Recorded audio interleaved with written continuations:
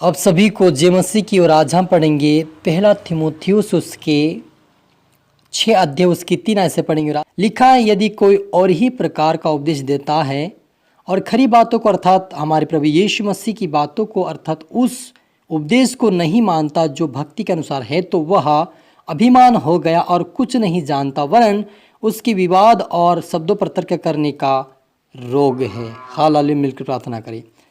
धन्यवाद मेरे आसमानी खुदा, मेरे प्रभु, मेरे पिता परमेश्वर, आज की वचन आज की कलाम से मेरे पिता भरी से बातें कर प्रभु, जितने आपके बड़े बड़े देखे सुने इस सच्ची शिक्षा को प्राप्त करके आपके वचन के अनुसार चलकर आपके राज्य की वारिस बने पिता। आज का वचन हरि के जीवन में और समझ बुद्धि ज्ञान दे पिता, वो सही शिक्षा को लेकर पकड़े हुए सही परमेश्वर के दास को पकड़े हुए आगे बढ़े, आपके वचन के अनुसार ही चले, वचन के अनुसार ही पिता परमेश्वर पालन करते हुए आगे बढ़े, आपके राज्य की वारिस में मदद सहायता कर। पवित्र पिता परमेश्वर को आत्मा शब्द खुदावन ये प्रार्थना दुआ यीशु के नाम से मांगते हैं, आमीन। तो मेरे जो यहाँ पर पौलुस प्रभु यीशु मसीह के दास प्रभु यीशु मसीह के वचन से कहता है कि यदि कोई और ही प्रकार का उपदेश देता है और खरी बातों का अर्थात हमारे प्रभु यीशु मसीह की बातों को और उस उपदेश को नहीं मानता जो भक्ति के अनुसार है, तो वह अभिमान हो गया और कुछ नहीं जानता, वरन उसे विवाद और शब्द पर तर्क करने का रोग है। हालेलुया। तो मेरे अजीजों, यहाँ पर प्रभु यीशु मसीह स्पष्टता से प्रभु के दास से होकर वचनों से कहता है कि हमें उस उपदेश के अनुसार जो प्रभु यीशु मसीह ने सिखाया समझाया है और तुमने सुना, उसके अनुसार अगर कोई शिक्षा दे रहा है तो उसके अनुसार चलो। लेकिन अगर यीशु मसीह की शिक्षा को छोड़कर कोई और उपदेश देता है तो उस बातों पे हमें ध्यान नहीं देना चाहिए। मेरे अजीजों, आज बहुत सारे परमेश्वर के दास वचन के बीच में कुछ कहानियाँ बताकर आपके मन को आकर्षित करने की कोशिश करते हैं, और ऐसी कोई कहानियां हैं जो ना प्रभु के वचन से मिलती है, ना प्रभु के वचनों में कुछ बातें में मिलावट होती है। लेकिन वो क्या करते हैं, वचनों को काट पीट करके कहानियां मिलाकर सुना रहे हैं ताकि लोग उनकी ओर आकर्षित हो जाए। लेकिन प्रभु यहाँ पर कहता है कि ऐसे लोगों से जो झूठा तर्क वितर्क करके आपको सिखा रहा समझा रहा है प्रभु यीशु मसीह के वचन के अनुसार, लेकिन और ही समझ कर और ही आपको कहानी देकर अगर आपको सिखा रहा समझा रहा है, तो ऐसे लोगों से दूर और अलग रहो, क्योंकि उसको ऐसा रोग लग गया है कि वो लोगों को आकर्षित करे, सिर पे लोगों को प्रसन्न करे, वैसी शिक्षा लेकर आता है, वो खुद भी ऐसे चलता है, दूसरों को चलाता है। ऐसे लोगों से दूर रहे, क्योंकि प्रभु यीशु मसीह का वचन गंभीरता की बातें सिखाता है। और यदि हम शिक्षा दे तो प्रभु यीशु मसीह का उदाहरण बहुत सारे हैं, हम अपनी गवाही के साथ, प्रभु की बड़ी बड़ी गवाही के साथ हम उनको शिक्षा दे सकते हैं। लेकिन ऐसे कहानियाँ वंशावली पे हमें मन नहीं लगाना चाहिए, ऐसे लोगों से हमें दूर रहना चाहिए। अगर वो आपको मीठी मीठी बातें करके, संसार की बातें करके आपको फुसला रहा, आपको प्रभावित कर रहा, आपके मनों को विचलित कर रहा है और प्रभु के वचन से नहीं, लेकिन कोई और ही प्रकार का वचन लेकर आपके पास आया है, ऐसे लोगों से आप सावधान रहें और प्रभु यीशु मसीह के वचन को पढ़े ताकि आप सीखे समझे, उसके अनुसार चले, ताकि आप भटक ना जाए। क्योंकि यहाँ पर स्पष्ट से एक वचन में लिखा है कि यदि तू भाइयों को इन बातों की शुद्धि दिलाता रहेगा तो मसीह यीशु का अच्छा सेवक ठहरेगा और विश्वास और उस अच्छे उपदेश की बातों से जो तू मानता है तेरा पालन पोषण होता रहेगा। पर अशुद्ध और बेड़ियों और कहानियों से अलग रह और भक्ति की साधना कर, क्योंकि देह की साधना से कम लाभ होता है, परंतु भक्ति की सब बातें के लिए लाभदायक है, क्योंकि इस समय के और आने वाले जीवन में भी जीवन की भी प्रतिज्ञा इसी के लिए है। हालेलुया। वो प्रभु यीशु मसीह कहता है पौलुस से, प्रभु यीशु मसीह पौलुस लिखता है प्रभु यीशु मसीह के वचन से कि पर अशुद्ध और बेड़ियों की कहानियों से अलग रहा।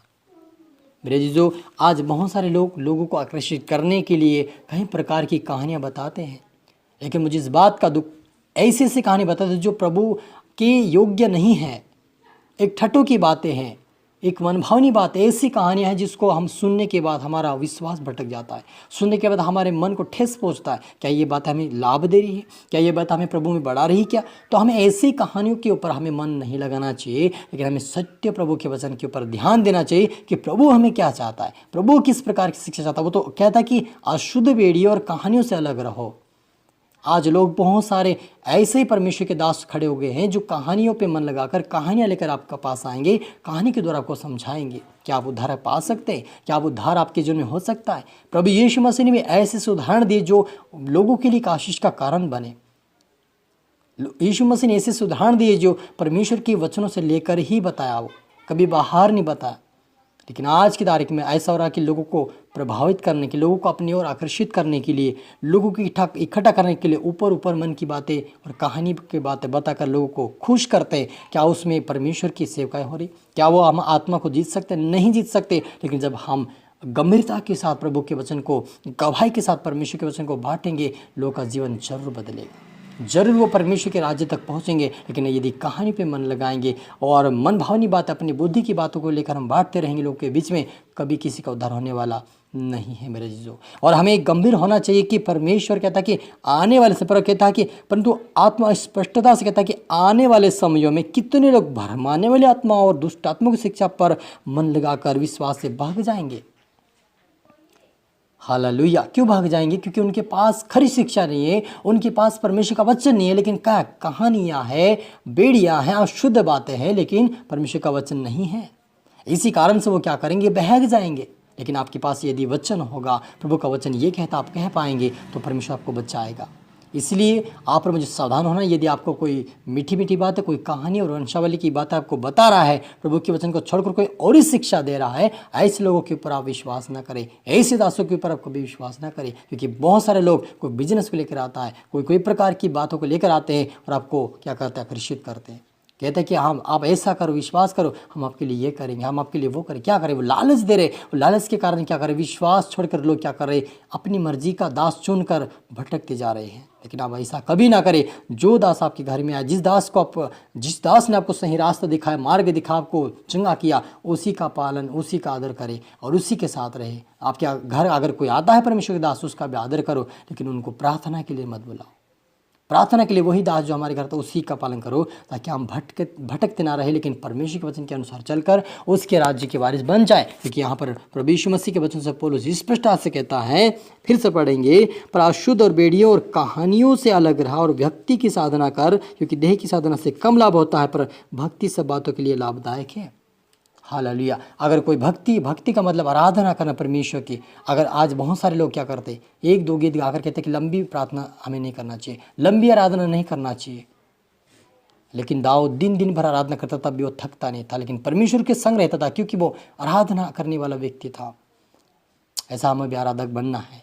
वचन हो सकता आधा पौन घंटे का हो सकता है वचन, लेकिन आराधना लंबी है आपके पास, परमेश्वर का वचन आपके पास है, तो आपको लोगों को जीत पाएंगे और आपके पास परमेश्वर के लोग और दौड़ कर आएंगे और आपके द्वारा परमेश्वर बहुत सारे लोग का आशीष पाएंगे। जैसे आप बनेंगे वैसे आपके पीछे आने वाले लोग जो नए हैं आपके जैसे बनेंगे। इसलिए आपको ठोकर कारण नहीं बनना है, लेकिन हम दूसरों के लिए आशीष का कारण बनने के लिए हमें प्रभु के वचन के अनुसार चले, ताकि हम खुदावन के राज्य के वारिस बन जाएं। मिलकर प्रार्थना करें।